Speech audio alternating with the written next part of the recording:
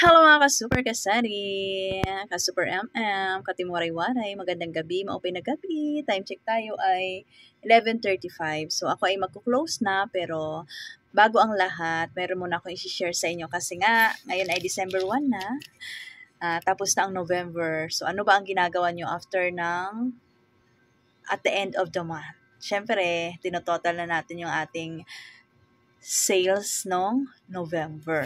So, syempre, pag ikaw ay nagre-record ng iyong mga sales, so malalaman mo yan. Mako-compare mo kung tumaas ba yung sales mo compare last month, ganon. Kaya ako, ito, share ko sa inyo, no. So, hindi na ako mag-share sa inyo ng figure, no, ng number. So, gusto ko lang i-share sa inyo na compare nung October may 31, yung November walang 31. So, dumagdag yung aking sales ng 20K.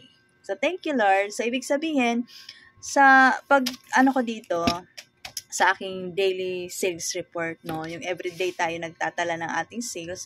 So, kino-compare ko siya every month. Talaga naman, every month, nadadagdagan yung aking sales. So, hoping ako ngayong December is madagdagan pa siya ng hindi lang 20K, di ba? Siyempre, more than that. So, siyempre, thank you tayo kay Lord. So, ito nga, na-amaze nga ako, no, habang nag-compute ako. Sabi ko, may higitan ba yung sales nung October, ngayong November? Pero parang tingin ko, mahigitan kasi mayroon ako mga nalalagpas pa ako dun sa aking hinihit na sales target of the day. So sabi ko, baka mahigitan. Pero naisip ko, ay walang 31 ngayong November. So nung na-total ko na, ay nalagpasan naman niya yung aking sales nung October. Kaya ngayon, mag-start na tayo magsulat dito sa ating month of December. Yan, December 1, hindi pa ako nakakapagbilang. So, parang tingin ko naman, may hit ko naman yung aking target sales of the day.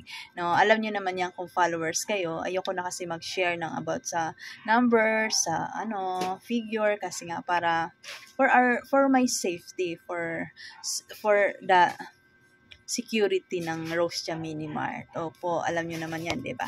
Kaya hoping tayo na ngayong month of December hindi naman mas tumoble, hindi naman ganun. So, madagdagan lang ng mga 50K yung ating sales kasi, syempre, ang market ko lang naman is dito lang talaga sa aking mga ka-pace, no? Hindi ko naman market yung buong barangay, So, hoping tayo ngayong month na ito na madagdagan pa yung ating sales ng mga 50K, mga ganon. So, thank you, Lord. Thank you, Lord. Thank you, Lord.